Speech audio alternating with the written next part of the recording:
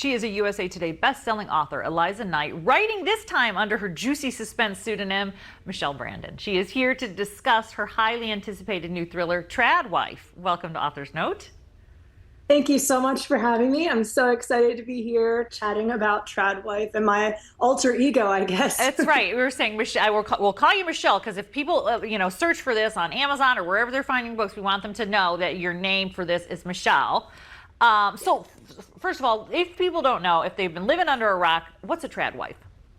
So a Tradwife is basically a shortened social media term for traditional wife. It's a homemaker. It's a woman who takes care of the house, her children, maybe raises chickens. It's basically just a house, a homemaker. So. A homemaker in a really kind of super traditional way that you're watching them too. They're also performing the aspect of their lives on TikTok so that you're actually seeing it. So it really is a subculture. I read, like everybody else, I read Yesteryear. I feel like your timing for this is just impeccable. People really have a fascination with this. How much has that book kind of been in the discussion when you've been promoting this? I imagine a lot. Yeah, definitely a lot. I read it with my book club a couple of months ago, and that was probably the most boisterous book club I've ever been to, which was really funny. I think because Tradwife was such a huge social media trend. I think there's about 5 Tradwife books that have come out in the last few months even. So it's, I think, something that's on a lot of readers' mind. It's sort of taking over, the social media sites and everything. So I think people are really interested to learn more about it, and also sort of like the dangerous aspects of it, taking away women's independence and autonomy, which is something that I kind of focus on in my book. Well, that was just what I was going to ask you. So you've got a thriller here, and you're grafting this thriller onto this kind of social aspect of what a Tradwife is. So let's talk about your story specifically. What's happening in your book? So there are 3 women who are the main characters in the book. One is a tried and true Tradwife. She believes wholeheartedly in the movement. She is totally fine giving up her independence to, listen to her husband, raise her family. But she's also secretly suffering from postpartum depression, and she's hiding a secret from her past that she doesn't want anyone to know about. And then we have the second Tradwife. She's actually an ex-Tradwife, and she's been divorced and sort of like, pushed aside by her community because divorce is not something that they accept. And so she's trying to basically warn other women that if you get a divorce, you might not be able to support yourself. She, in that lifestyle, had not been educated. She hadn't ever had any work experience, and now she's kind of thrust out into a life on her own and trying to figure it out. And the third wife is actually a fake Tradwife, but she seems from all outward appearances to be the most perfect Tradwife there ever was.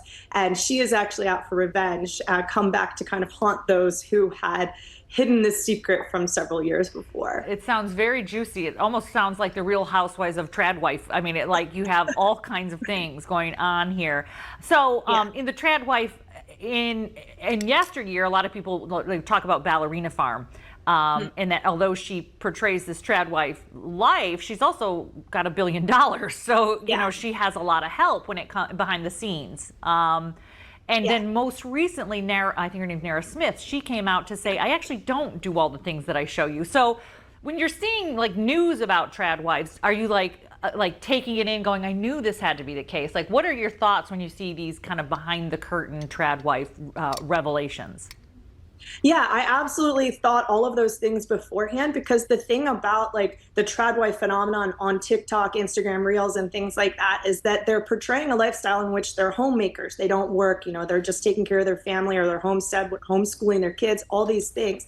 But the thing is, they are oftentimes the breadwinners in their family. They're making a lot of money on social media, on branding, on advertisement's and things like that. So it's almost like performative behavior, yes, we can all do this. We can all stay at home and be homemakers and bake bread and whatnot. But really, they're businesswomen, they're entrepreneurs. So a lot of what my book discusses too is this sort of performative behavior and pretending, that you are doing this one thing when you're actually not.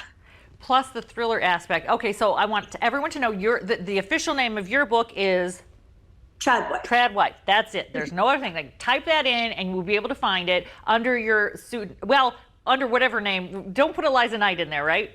Yes. I mean, if you put in Eliza Knight and Tradwife, you'll probably find it, but Okay. it would be easier to find it if you put in Michelle Brandon. Okay, so again, follow Eliza, aka Michelle, on her Instagram though, because she's got all that information, all of the things, all the signings, all the events that I'm sure you're doing right now. She is also a tall poppy. She is part of an amazing group of female authors in all genres. If you want to follow the tall poppies, you can find Eliza, aka Michelle, and her latest book. Thank you so much, everyone, for joining us today for Author's Note. After the break, it's all the events that you can